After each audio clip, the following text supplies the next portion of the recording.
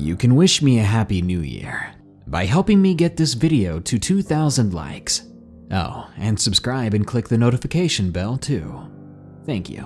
And of course, Happy New Year. 2019 is coming up way too fast. It's time to leave all your troubles from previous years behind and move on. Turn over a new leaf, as they say.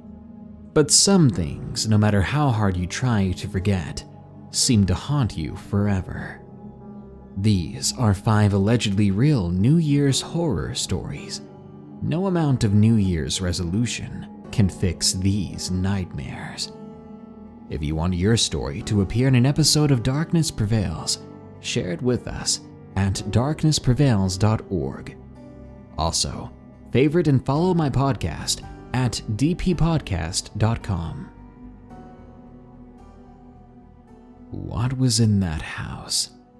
From TJS Terror. Location unknown. This happened at the start of January of 2018. I was in 6th grade, 11 years old. I was your pretty average kid. Passed through school with a few A's and mostly B's, and I had a few friends. One of which was my best friend, Colin. Colin lived about half an hour away from me, so I didn't go to his house too often. When I did go to his house, we would always play in his woods. He had a good 3 acres of just forest and trees and creeks. There was also a good-sized pond that we would go fishing in during the summer months. However, there was an abandoned house by the end of his property. It was a normal house, 2 floors. It had been abandoned in the 1960s, according to Colin. Since the 1970s, teenagers had been partying in it and had trashed it. Colin's eldest sister, Anna, who was 26 at the time of writing, used to party in it herself as well, but she stopped some time before Colin was born, for reasons she would not say. The one time we told her that we were going there, she freaked out on us, cautioning us to stay away from that place at all costs and to never go inside, especially not to the basement. We simply thought she was talking about substances or alcohol or something, but we were wrong, terribly wrong. I had taken the bus over to Colin's house on Friday, and I stayed the night, with plans to explore the abandoned house the next morning. When we woke up, we put our orange vests and paintball masks on, so that we would be easy to find. We took a gator, that kind of pickup truck ATV thing you see at farms, to the end of the trail that eventually became paved part of the way. "Hey Colin," I asked. "Yeah." "Did you ever pave this trail?" "Nah man, not us." "Huh," I said. Then I immediately yelled, "Stop the gator!" Colin slammed on the brakes suddenly and asked what the heck was wrong. I was staring off into one part of the snow-covered forest.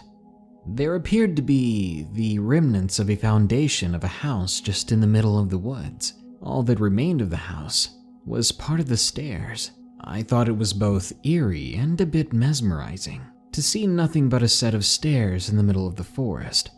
Trees in place where the house should have been, but not even the foundation itself remained, save for a vague rectangular outline. But the wilderness had reclaimed that spot, again all except for the stairs. I thought they were really cool, but Colin made it very clear that we should just keep going. He may have been tired, but I think he was getting creeped out by it. We kept on going, and I started to notice how the further we went on this trail, the more frequent the trees around us appeared to be decaying. It may have been winter and snowing out, but these trees were very visibly rotting. I pointed this out to Colin, but he again just shrugged it off. We got to the house. The trees cleared to the small yard. We got off the gator and Colin grabbed a rifle from the bed of the gator. We went to the door and Colin shut off the knob. I jumped. "What the heck, dude?" "Ladies first," he said. I guess it was nice of him to try to lighten the mood, but I was starting to regret coming out here. As we entered the abandoned place, I heard a loud crash in the basement. Both of us nearly soiled ourselves. "What was that?" I said. I was so scared and startled, I thought I was going to throw up. We continued inside with bravery I didn't know I had, or perhaps it was stupidity, I don't know. Colin aimed the rifle around. Wary of the basement, we decided to explore upstairs first. We didn't find much, as everything had been trashed over the years from multiple parties. Something I forgot to mention was that these parties suddenly stopped one night in 2002, again for a purpose that I was not told, but that I wish I knew. There were so many mysteries in that dang house, and I was so glad to finally be there, even if I was scared out of my mind. But I was also trying to figure out what possibly could have made that noise.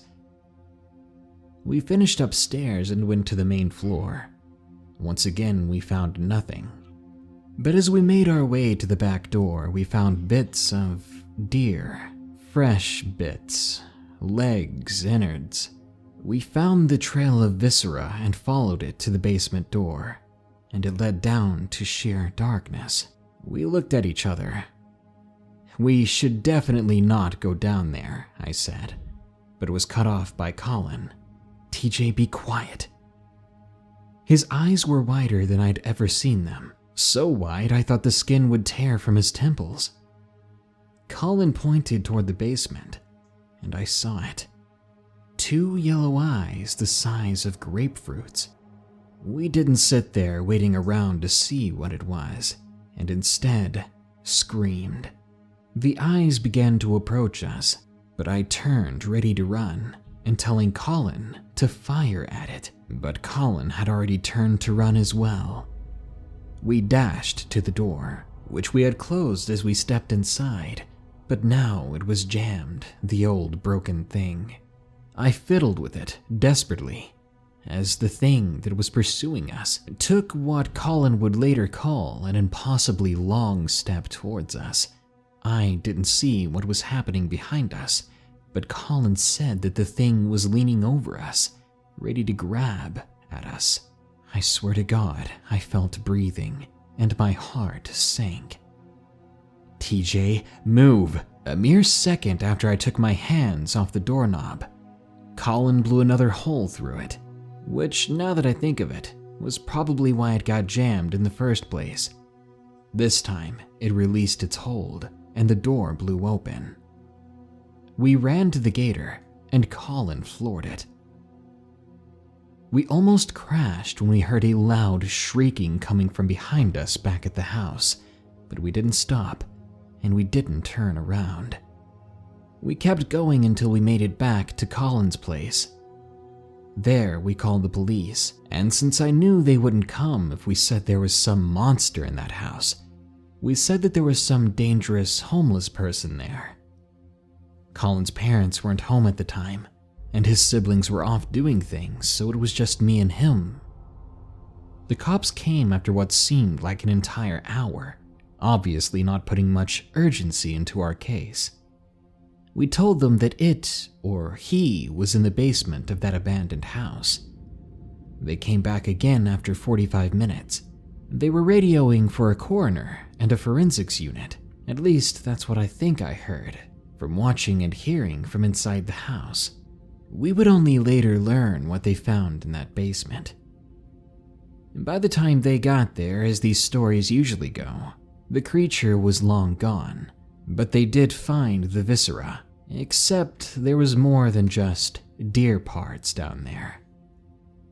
Through DNA testing, they found that some of the bones and remains were from people, a few different people. The saddest part was when they told us about the remains of some small bones that they thought were animal bones, but turned out to be a missing child who had perished when he was less than a year old. But the story isn't over yet. What made me want to write this story was something that happened to me a few weeks back. Colin texted me at about 7 p.m. sounding panicked. I asked what was wrong, and he sent me the following, copied and pasted from the actual text. Anna told me what happened in that house. In 1998, she was at a party at the house and everyone was drunk except her. She said he went down to the basement, probably passed out, but he never came back out. His parents filed a missing person report, and no one knows where he was until New Year's Eve of '99. When Anna arrives at the New Year's party to find cops examining the boy's body, she got a quick glimpse of it, and she had never seen anything like it. Nothing so screwed up in all her life. Anna stopped going to the parties from then on. She got so mad at me, bro, for going back to that house. This creeped me out beyond belief, and when I think about it, it causes me to lose sleep. I mean, wouldn't you feel the same? Especially when you realize that you could have ended up as one of those bodies in the basement, and God knows how long it would have taken for the cops to discover your remains. Creepy New Year's experience from Gamer27. Location unknown. When I was 23, I had just graduated college, and I was single at the time. So mostly I just spent my time at home watching TV or relaxing.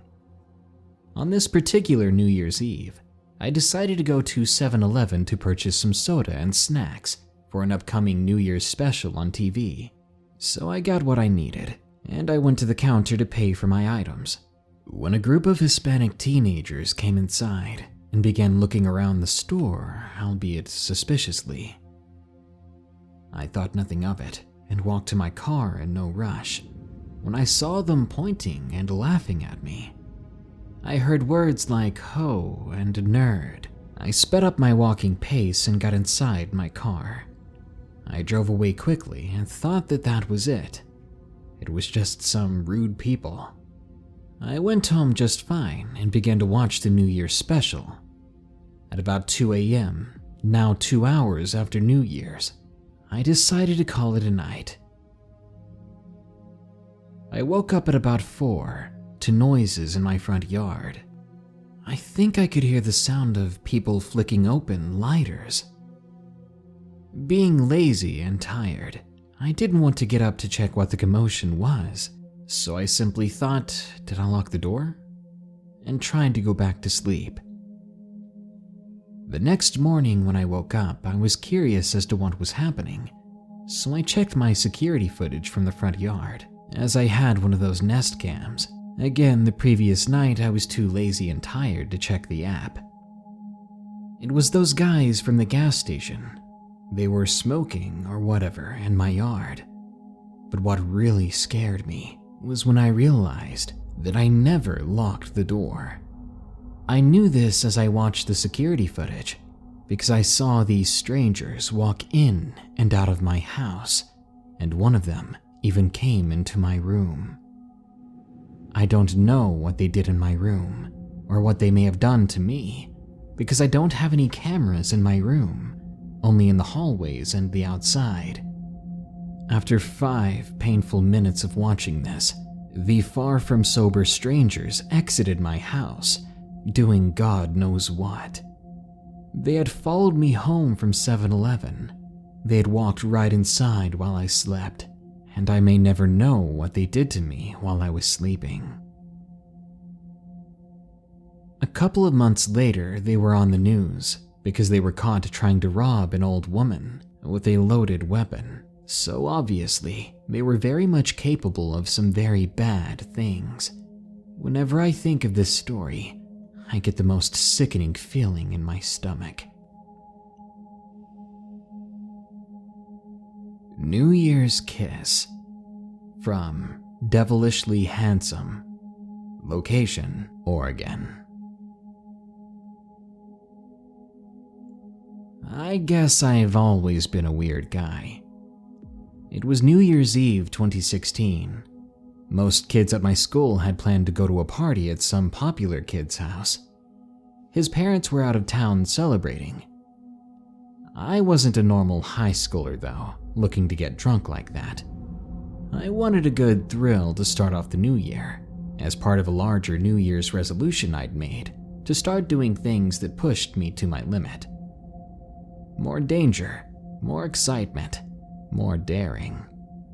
I guess this was my rebellious stage of sorts.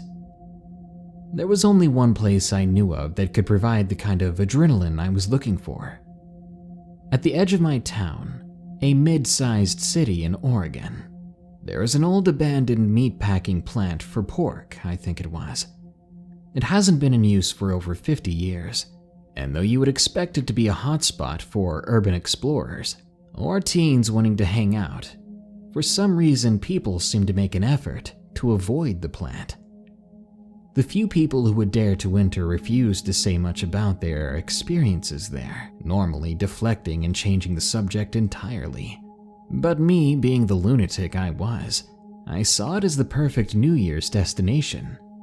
I would even go alone, just to make it that more surreal.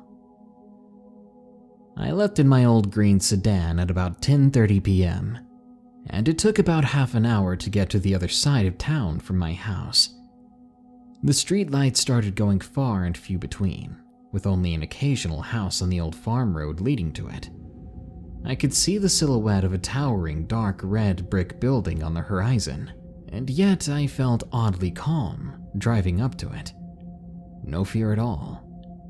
Pretty soon, I turned off on the gravelly road through the trees that led to the plant, confidence growing as I got closer. But the serenity I had been enjoying disappeared the moment my headlights hit the entrance. Open. The double doors were wide open at the front, and my heart immediately started racing, looking into the dark abyss ahead of me. I grinned through the fear though, thinking to myself, good, even scarier. I parked parallel to the front steps, then turned off my car. I slowly got out, trying to be brave, but my legs were shaking with each cautious step. Enough with this suspense, I thought. I decided to just close my eyes and run up the steps until I was inside. So I did. And yes, I tripped. I fell right into the entrance and slowly opened my eyes once again. I looked in shock at what I saw around me. I had assumed the building was tall because it housed multiple stories, but there was only the ground floor, with a huge atrium, moonlight pouring in from narrow windows that seemed to reach up 100 feet in the air. There was almost no equipment left on the floor, just plain hard concrete, layered in dust. Surprisingly, there wasn't any graffiti on the inside. I couldn't even see the opposite end of the structure. The building just seemed to go on forever. I got myself up and began walking, looking up in awe of the 19th century style plant, and I could almost feel the presence of workers from days gone by with each step. It was bizarre, all right, like I was actually walking back through time. I was just starting to see the brick wall at the end of the building when I instinctively thought to look behind me, and as my head turned, I nearly yelled in horror. I was about halfway through, but I could see that those double doors at the entrance had now been shut, and I sure as heck hadn't closed them myself. Before I could even come up with an explanation, I heard a young woman's voice. It was as if she had been watching me. The voice said, "Over here, silly." I jumped about 3 feet in the air. A figure walked out from the shadows into the moonlight from a window. There, standing to my right, was a girl dressed in what appeared to be a dark robe. I couldn't see her face or any of her features because a hood covered her head. She slowly strode towards me before saying in a softer tone, "Sorry I scared you." The strange girl got within touching distance before pulling back her hood. She was, well, gorgeous actually. She had long, flowing jet black hair, with grayish blue eyes that seemed to glow in the surrounding darkness. She had nearly paper-white skin, but with dark lips that curled up in a smile. Her robe totally covered her hands and feet, which struck me as unusual. "What brings you here, stranger?" she said in an almost sing-song voice. Just hanging around, you know." I stammered like a scared idiot. "Why would you hang around here on New Year's Eve?" she chimed while tilting her head like a curious child. "It's cold and often lonely in here." I was slowly starting to grow more comfortable with my new friend.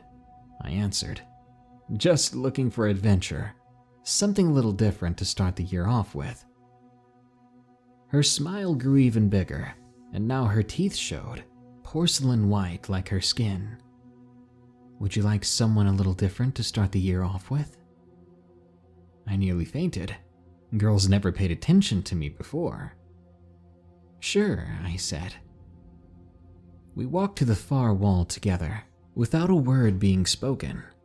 I caught her glance a couple of times on the way there, the brightness of her eyes giving way to a big smile each time. I'd forgotten about her robe. When we got there, we leaned against the wall and started talking. We talked about everything: our families, our hobbies, our favorite foods. I found out that her name was Joan, and she came from a family of 9 siblings, where she was the youngest. She liked singing and painting.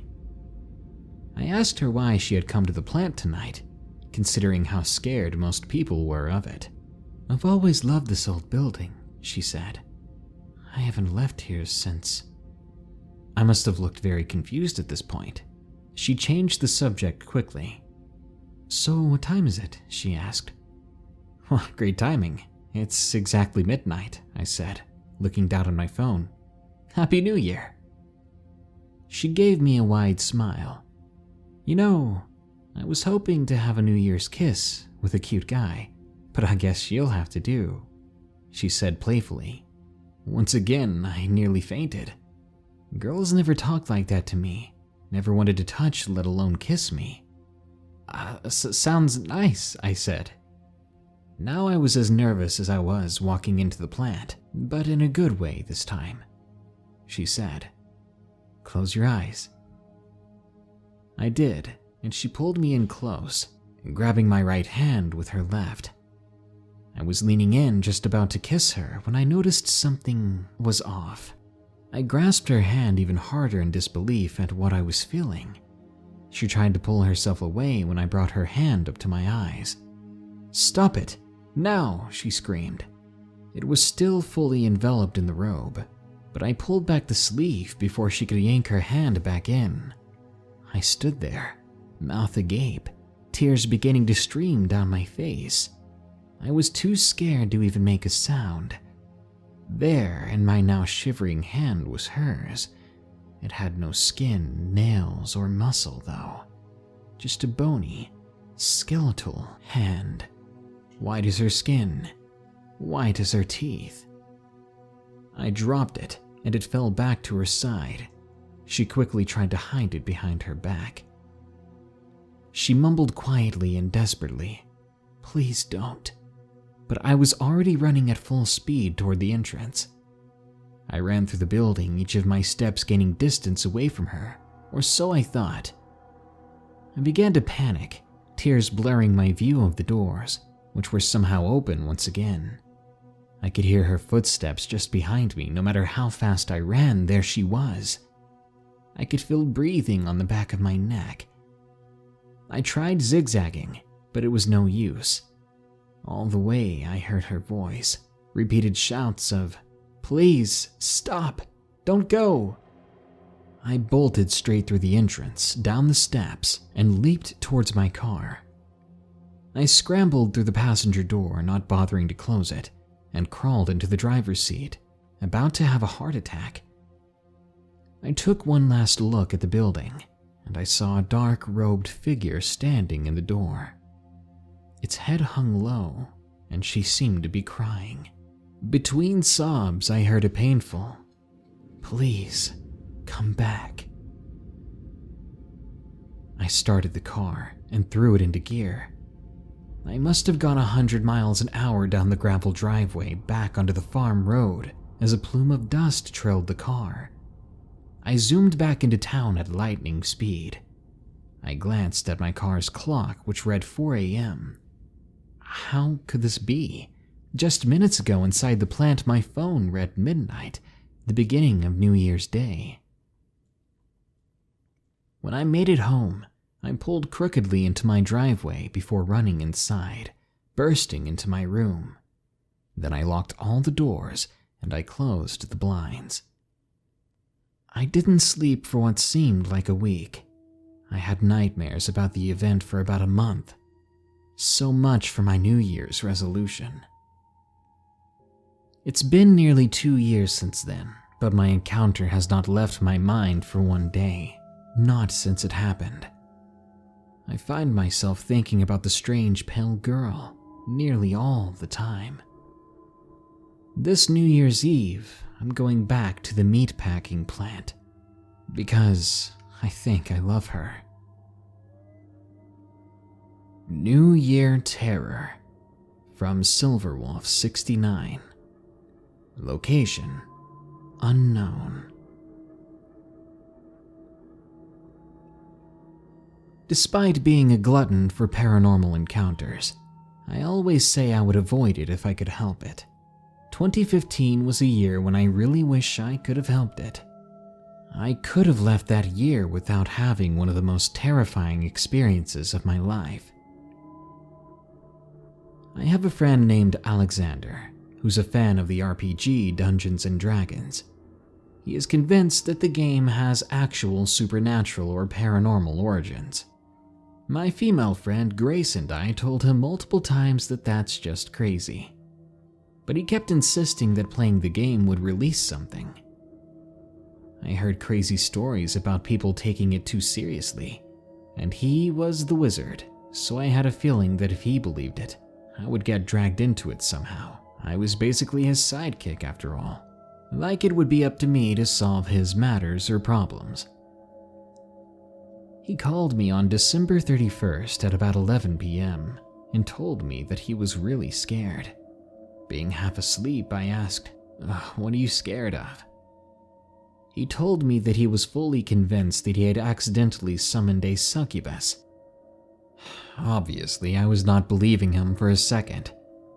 He usually had sudden flights of fancy just to get attention.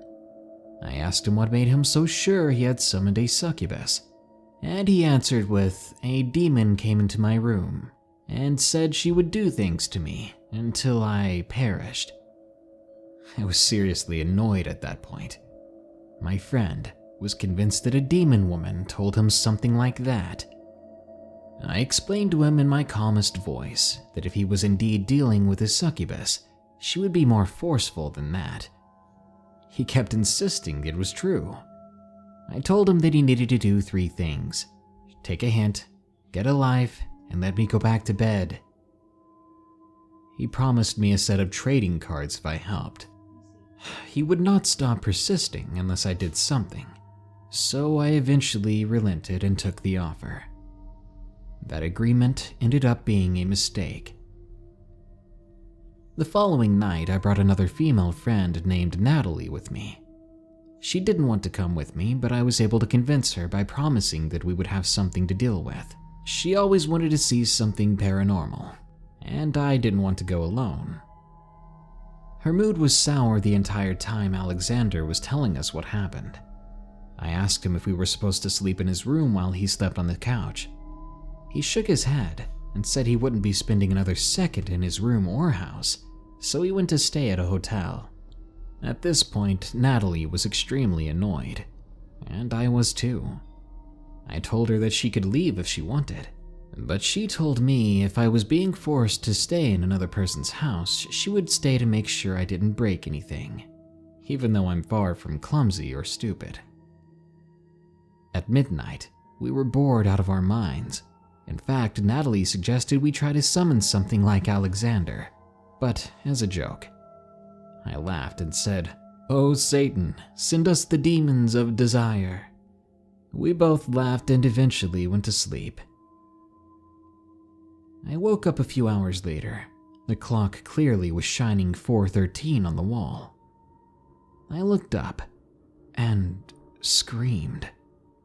First off, I know I was awake because I never dream about things like this, and I was able to scream quite audibly. There was a person on top of me. She had the face of a lovely young woman, but her body, it was wretched, wrinkled, and rotting beyond its years. I tried to tell her to get off of me, but she was so terrifying. Nothing came out that time when I opened my mouth. She began to scratch and claw at me, the pain releasing my voice at last, but it didn't work. I looked over to Natalie on my left and saw that she was swatting in the air like she was trying to fight off flies. She was screaming too, for someone to get off her body. In that moment, I had never felt so scared or helpless. I summoned every ounce of my strength in a desperate attempt to get the thing off of me. I closed my eyes and reared up quickly, and when I opened them, the being was gone. I ran over to Natalie and shook her. She seemed to calm down after a few moments, and we no longer saw what we were fighting. We left Alexander's house, not wanting to stay another second there. I later on admitted to Alexander what happened. He felt smug, telling us that he was right the whole time. I continued to think this only happened because I was dumb enough to challenge Satan myself that night. I basically had asked for the attack. To this day, Alexander hasn't called, texted, or emailed me. Natalie stopped talking to us as well, blaming me for inciting the attack that she had endured that night. And now Grace won't even respond to me. Even now, I still have incidents where I see and feel that figure crouched on top of me. I can feel the burning pain of her nails in my skin. Although next thing after that, I'll see that I'm in bed alone, and it ends just as soon as it starts. Am I still dealing with a succubus? I really have no idea. I really hope it's nothing more than a dream, because living my life in fear is a life I don't want to live. And finally, for the last story, is a classic story that I read from last year, I believe. A New Year's story titled, Don't Go Camping on New Year's Eve, from user Zachary C. Charles. Whether you've heard this story before or not, I hope you enjoy it. It was 2016, but not for long. It was the day before New Year's Eve, and me and a friend of mine were hanging on the couch that night, talking about our plans to bring in the new year. We all know how much 2016 sucked, and I wanted to do something to take my mind off of everything. My friend, Terry, was going to go to a party, get some Molly, have a time he probably wasn't even going to remember. But I wasn't into that. No, I wanted to be away from other people this year. I thought having a clear head would just be more fun, more peaceful, especially after all the stress of 2016. So I decided last minute that tomorrow night I was going camping. No ball drop, no countdown, just a campfire and some crickets wishing me a great new year. That night I packed my hammock and a tarp, a couple of flashlights and a pack of batteries, beef jerky and some water. Everything I would need to make sure I wouldn't have to worry about surviving. I was definitely no survivor man. New Year's night, I left around 7:30. I traveled to the Panhandle National Forests of Idaho. If you haven't been in the woods of Idaho, it's evergreens as far as the eye can see, like an ocean of pine trees and nothing else. I would have recommended visiting the place, but not after what happened to me out there. I wouldn't wish it on my enemy. By 8 o'clock that night, I was in the middle of the woods, backpack and tarp in hand. The woods were quite normal that night, except for how warm it was for that time of year. Global warming, I guess. There were crickets chirping, the occasional owl hooting, and just my footsteps cracking the twigs underfoot. So all in all, it was very peaceful. But I'm not gonna sit here and lie to your face about not being creeped out. Anytime I've ever stepped into the woods, daylight or nighttime or with friends, I've always felt a little bit of dread. I've always thought it was natural, you know? Stepping away from your comfort zone and lazy boy recliner and going into the wild. Turns out there might be a pretty good reason, or probably evolutionary reason, why your body is telling you the woods are scary. So I found a couple of trees close enough together that I could set up my hammock and my tarp above it. I started a quick little campfire with a small bottle of kerosene and some matches. Afterwards, I chewed on some beef jerky and I watched the stars. It was a gorgeous night. I found myself with my eyes closed, lying on my back, thinking, why don't I do this more often? I was making mental plans, setting dates and schedules of when I could come back out here. Soon enough, it was bedtime. I took my shoes off, got up and started to kick the dirt onto the fire. I probably should have left my shoes on for that, because that was when I kicked a little too far and ended up stepping on one of the burning logs and scorching a centimeter patch of skin on my foot. Ow, dang it, that hurt, I said out loud, as I usually would when I unexpectedly hurt myself, though it could have been worse. Before I could reach for my water bottle to cool off my burn, I heard something that made my eyelids peel wide open and the hair on the back of my neck stick straight up. Whoa, didn't that hurt? It was a deep and raspy voice. I couldn't tell what it had tried to say, but when you hear something like that in the middle of the woods, it tells you a couple of things. One, you're not alone. And two, whatever it was no animal. I paused for a long time, trying not to make a sound, to see if the noise came again. And it did, maybe 3 minutes after I first heard it. Wow, dang, that hurt. I winced this time. What? I said under my breath. Were they trying to copy what I just said? But any person could do that easily.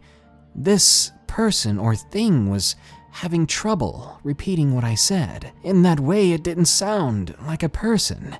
It sounded more like something that didn't know how to talk and was trying its best to repeat what it had heard. Then it came again, and when I heard it this time, I wanted to vomit. Ow! Dang it, that hurt. Because the way it said it this time, it mimicked my voice perfectly, like a freaking recording. I knew it was time to go. I decided to keep quiet. For all I knew, this thing didn't know where I was exactly, so I thought it'd be better to keep quiet. What I didn't know I was doing as I untied my hammock from the tree was whispering to myself. Come on, I whispered almost silently, trying to intimidate the hammock into untying faster. But impossibly, that voice erupted once more, now only a few feet behind me, almost close enough to feel the breath of it on my neck. Come on, it said. It mimicked the words I had said, but not my voice this time. Instead, it seemed to use its own, a voice so deep and guttural, it was almost impossible to tell it was speaking words at all. I froze for a moment, waiting for some cold hand or razor-sharp claw to land on my shoulder from behind me. But when I heard a solitary twig on the ground snap from only inches behind me, I jumped over my hammock and ran barefoot on the cold ground to my car. I knew exactly where it was. I didn't have to worry about getting lost out there. What I did have to worry about was that voice coming again and again from behind me like a nightmarish echo. Soon I was in my SUV, racing away from the forest, not caring for the things that I'd left behind. I didn't see anything, and I didn't hear anything else once the door was shut. I didn't go back. Well, not until 2 weeks later. You see, that same night I realized I'd forgotten my wallet in the middle of the woods. It took me 2 full weeks from then to gather enough courage to actually go back. I made sure to arrive in the daytime, and by noon that same day, I'd found the spot exactly how I had left it. Hammock partially untied on the trees, tarp strewn above it, ashes where my campfire had been, and my wallet in the sole of one of my shoes, which were still at the base of one of the trees. I quickly packed away everything, and I power-walked back to my car. The whole time, my eyes were darting all over the place, to the left and to the right, ahead and behind me, fully expecting to see something from my worst nightmares, or at least hear something terrifying, something akin to that night. But I didn't. Though the walk out of the woods was stressful and anxious, I made it out alive, without so much as a hassle. And as I emerged from the tree line, I thanked my lucky stars. It was over. I could move on with my life, with this experience being something that only sat at the back of my mind, not at the forefront of my dreams. I thought to myself, as soon as I get back in town, I'm going to stop for a coffee and a slice of cheesecake, take my mind off of this whole creepy thing. Then I wouldn't ever have to come back to the woods. I walked around my SUV to the trunk, and I began to place everything in there, the goosebumps on my skin finally beginning to go down. But suddenly, my ears twitched, the way they do when you hear something familiar, the way they do when they hear your name being called. Because from the tree line, 10 or so yards away, I heard my voice calling my own name. Zachary. Zachary. I swallowed so hard, it hurt my throat. I slammed the trunk of my SUV shut, rattling the entire vehicle, and I jumped into the driver's seat, once again peeling away from those woods. This time, I didn't look back, because this time I knew if I glanced into the rearview mirror, if I looked back to the trees, I knew I'd see something standing there. I knew it would be something that I would never get over. If you're ever in the woods of Idaho, be wary of staying the night, especially on New Year's Eve, because something in that national forest can copy your voice. It can pretend to be you, and something tells me that it's always watching. That's why I'm never going back to those woods. I'm gonna cut this outro quick, so we can all get back to our family for the holidays. I hope you all have a great and safe New Year's, and I can't wait to bring even scarier and more horrific stories directly to you this coming year. Be sure to leave a like on this video, share it, comment on it, and subscribe and click the notification bell if you haven't. As always, here are the credits to my patrons who continue to donate. Stay safe out there and stay creepy, because this world is a strange one.